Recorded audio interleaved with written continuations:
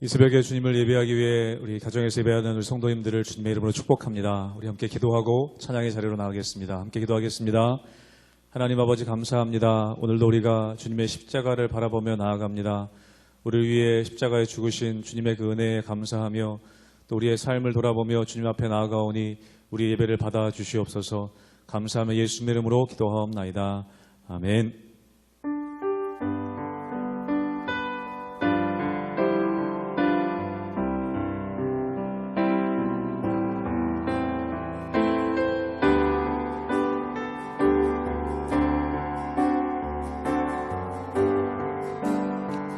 갈보리 산 위에 십자가 섰으니 주가 고난을 당한 표라. 험한 십자가를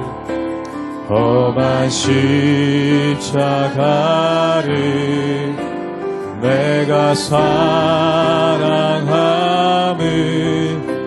주가 보혈을 흘림이라. 멸시천대받은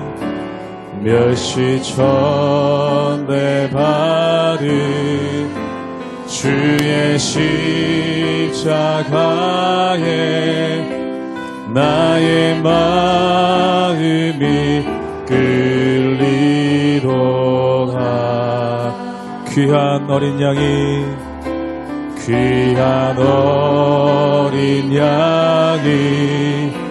세상 죄를 지고 험한 십자가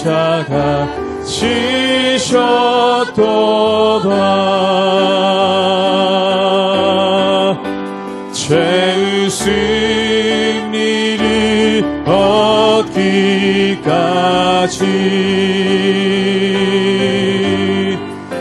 주의 십자가 사랑하리.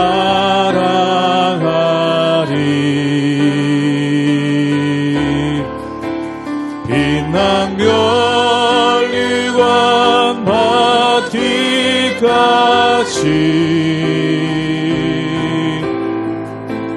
험한 십자가 붙들겠네. 험한 십자가에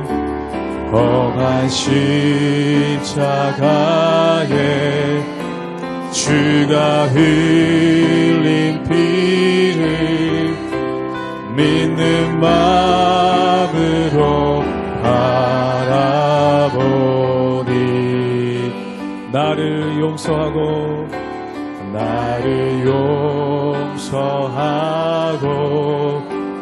내 죄 사하시려 주가 흘리신 보혈이. 우리 4절로 함께 고백합니다. 주님 예비하신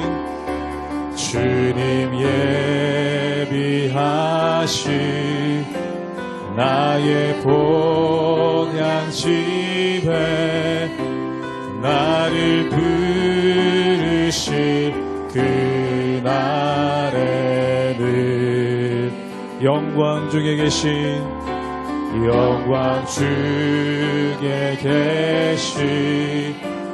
우리 주와 함께 내가 죽도록 충성하리. 최후 승리를 얻기까지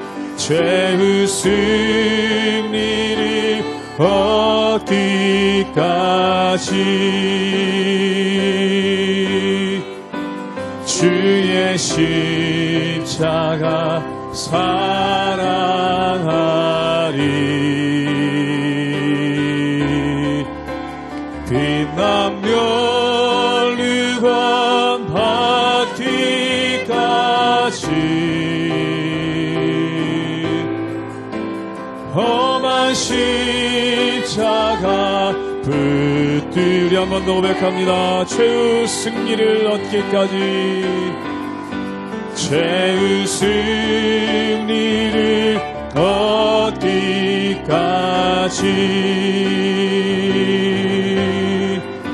주의 십자가 사랑하리. 빛난 면류관 얻기까지, 빛난 면류관 받기까지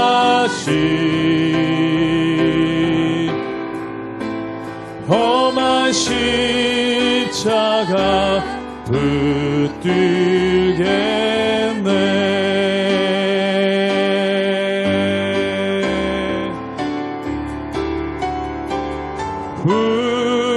구원하심이 보좌에 앉으시 우리 하나님과 어린 양께 있도다. 구원하심이 보좌에 앉으시 우리 하나님과 어린 양께 있도. 구원하심이 보좌에 앉으시, 구원하심이 보좌에 앉으시 우리 하나님과 어린 양께 있도다. 구원하심이 보좌에 앉으시 우리 하나님과 어린 양께 있도다.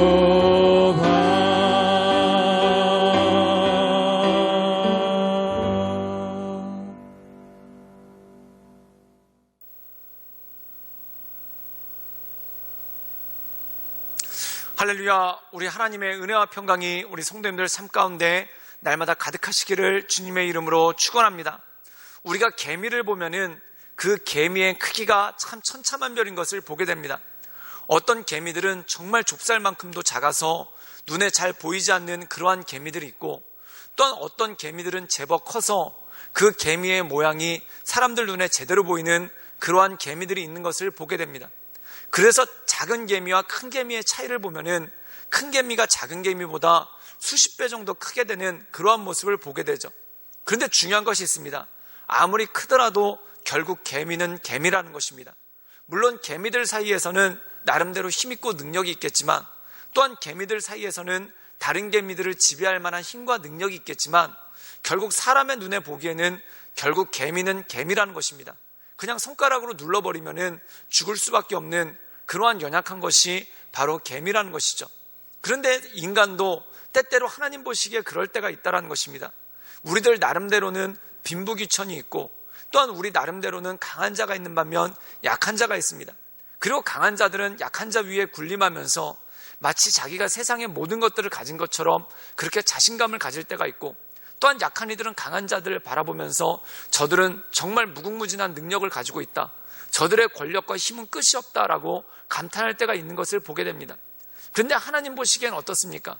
모두가 결국은 사람일 수밖에 없고, 한계를 가지고 있을 수밖에 없고, 또한 나이가 들면 병들고, 또한 결국 죽을 수밖에 없고, 마음의 번민과 고민이 끊임없는 결국 사람일 수밖에 없는 것이 바로 인간의 연약한 모습 아니겠습니까? 때때로 사람들은 자기의 연약한 모습을 보이지 않으려고 고대 왕들 같은 경우에는 자신은 사람이 아니라 신이라고 얘기하기도 했습니다. 그리고 신과 동격이라고 얘기했죠. 그런데 결국 그들이 아무리 화려한 비단과 또한 금으로 만든 관을 가지고 자기들을 돋보이게 하려고 하지만, 결국 그 비단옷 안에는 연약한 육체가 있고, 또한 그 금관 밑에는 고민에 가득한 사람의 머리가 있는 것밖에 없는 것을 보게 됩니다. 이것이 바로 인간의 한계라는 것입니다. 아무리 꾸미고 아무리 대단한 것처럼 보이고 아무리 위대한 것처럼 보여도 결국 한 줌의 재로 돌아갈 수밖에 없는 그러한 것이 바로 인간의 연약함이라는 것이죠. 그래서 전도서에 보면은 너는 너의 공고한 날이 오기 전에 너의 창조주를 기억하라 라는 그러한 말씀이 있습니다. 이것은 무엇입니까? 우리의 한계는 명확하기 때문에 우리 안에 있는 한계들을 직시하고 우리의 왕 되시고 능력 되신 하나님을 의지하며 살아가는 것, 바로 그것이 이 세상을 살아갈 수 있는 힘과 능력이라는 것이 그 말씀 가운데 나와 있다는 것입니다. 오늘 말씀 가운데 보면은 바벨론의 왕 느부갓네살이 등장합니다. 이 당시 바벨론은 말 그대로 전 세계를 지배하고 있었던 가장 강력한 나라였죠. 그리고 그 가장 강력한 나라에서 절대적인 권력을 가지고 있는 것이 바로 느부갓네살 아닙니까? 그래서 느부갓네살은 자기를 신처럼 생각했고 자기는 다른 사람들과 다르다라고 생각을 했습니다. 그런데 결국 그에게도 고민이 있고 또한 그에게도 인생에 해결하지 못하는 한계가 너무나 많은 것을 보게 되죠. 결국 하나님 보시기에는 고민 많고 연약하고 또한 한계에 부딪히면 어쩔 줄 몰라는 것이 바로 사람이라는 것입니다. 그러므로 지혜 있는 사람은 어떻게 합니까? 바로 하나님을 바라보고 하나님의 은혜 가운데 나의 모든 것을 맡기면서 나가는 것이 바로 지혜 있는 사람들의 모습이라는 것이죠. 그러므로 사랑하는 여러분, 내 힘으로 한계가 너무나 명확한 것을 깨닫고 우리의 한계에 봉착했을 때 또한 한계에 부딪혀서 고민하고 근심할 수밖에 없을 때 주님 앞에 엎드려 기도함으로 날마다 새 힘을 얻으시는 우리 모든 성도님들 되시기를 주님의 이름으로 축원합니다. 다니엘 2장 1절에서 13절 말씀입니다. 느부갓네살이 다스린 지 2년이 되는 해에 느부갓네살이 꿈을 꾸고 그로 말미암아 마음이 번민하여 잠을 이루지 못한지라. 왕이 그의 꿈을 자기에게 알려주도록 박수와 술객과 점쟁이와 갈대아 술사를 부르라 말하매 그들이 들어가서 왕의 앞에 선지라. 왕이 그들에게 이르되 내가 꿈을 꾸고 그 꿈을 알고자 하여 마음이 번민하도다 하니 갈대아 술사들이 아람말로 왕에게 말하되 왕이여 만수무강하옵소서. 왕께서 그 꿈을 종들에게 이르시면 우리가 해석하여 드리겠나이다 하는지라.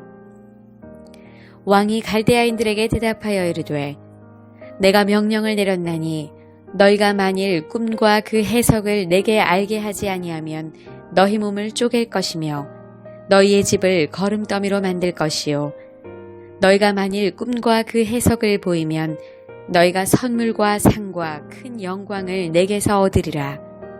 그런즉 꿈과 그 해석을 내게 보이라 하니 그들이 다시 대답하여 이르되 원하건대 왕은 꿈을 종들에게 이르소서.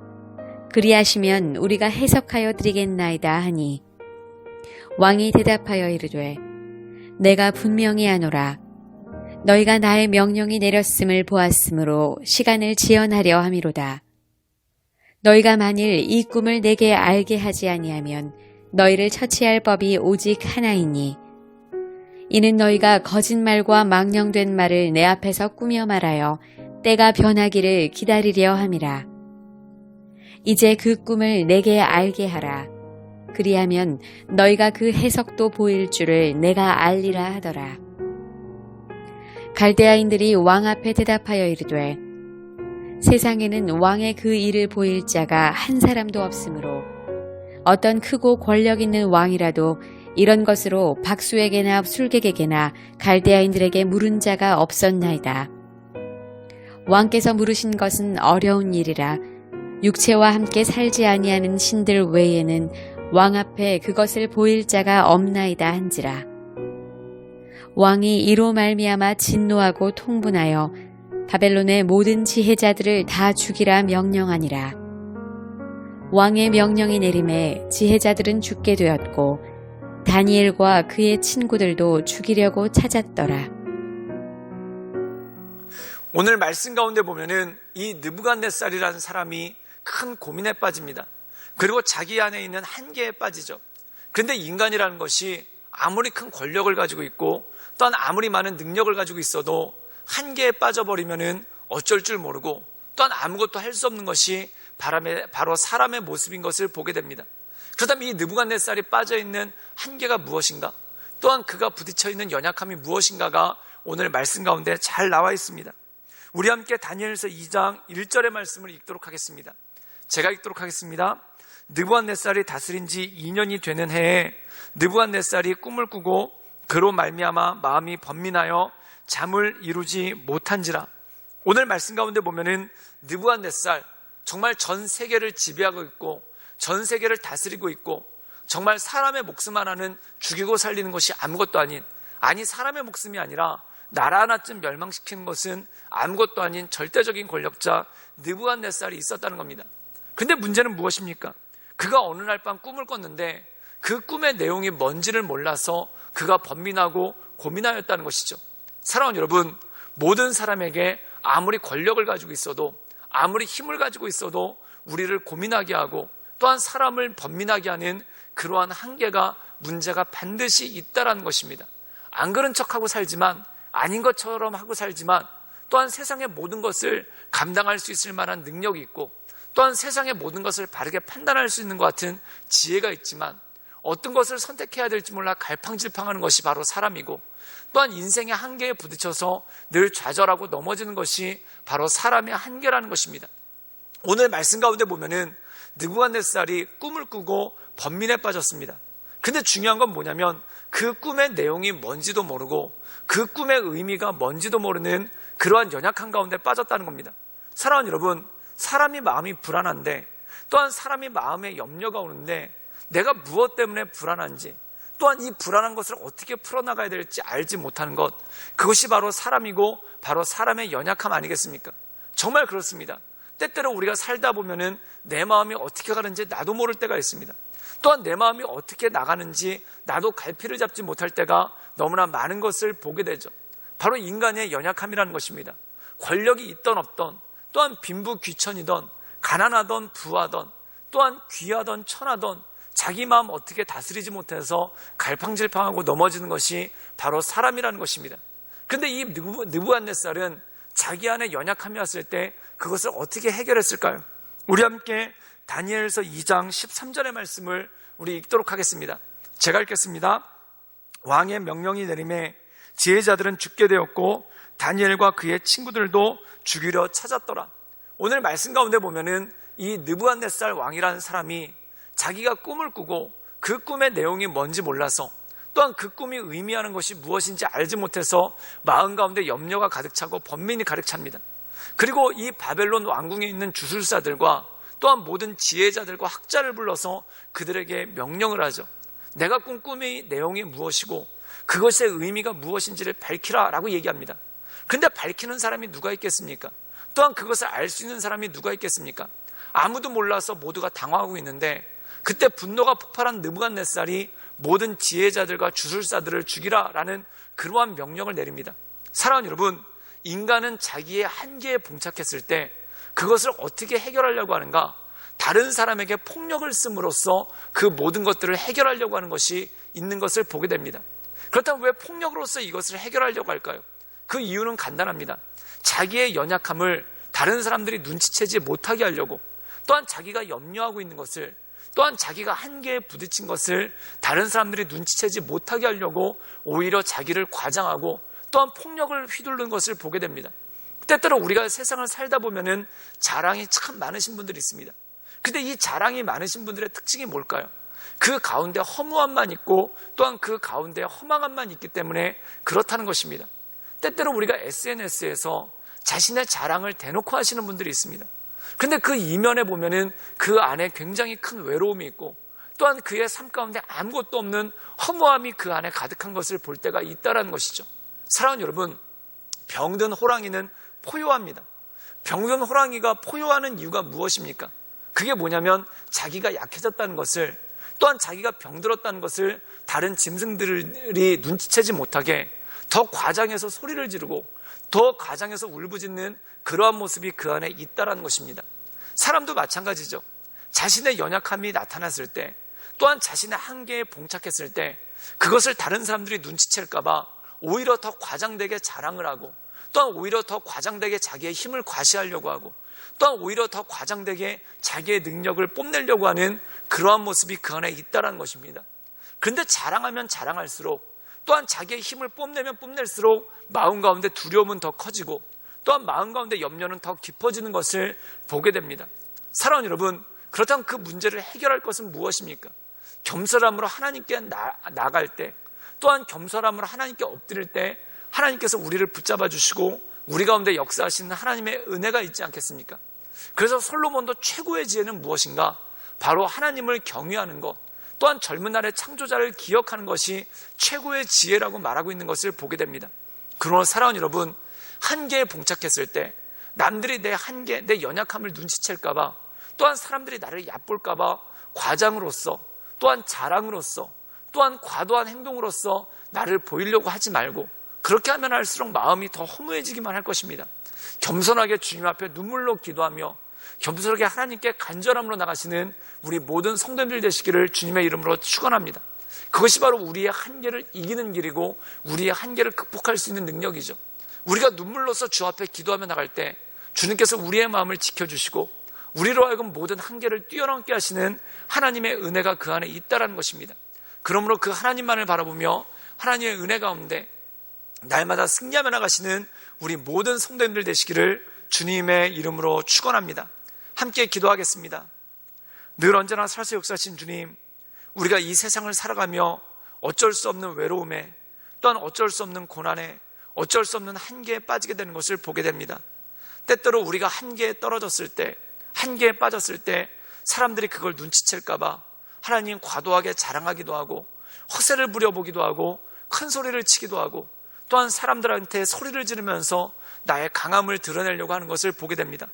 그러나 그러면 그럴수록 더 나만 비참해질 뿐이고 또한 더 나만 허무해질 뿐인 것을 알게 됩니다. 우리가 나의 연약함을 알았을 때 겸손함으로 하나님께 무릎 꿇고 겸손함으로 주님께 무릎 꿇는 그러한 믿음의 사람으로서 우리가 살아갈 수 있도록 주님 우리를 지켜주시고 우리 가운데 역사하여 주시옵소서. 주님께 모든 것 부탁드려오며 예수님의 이름으로 감사하며 기도드리옵나이다. 아멘.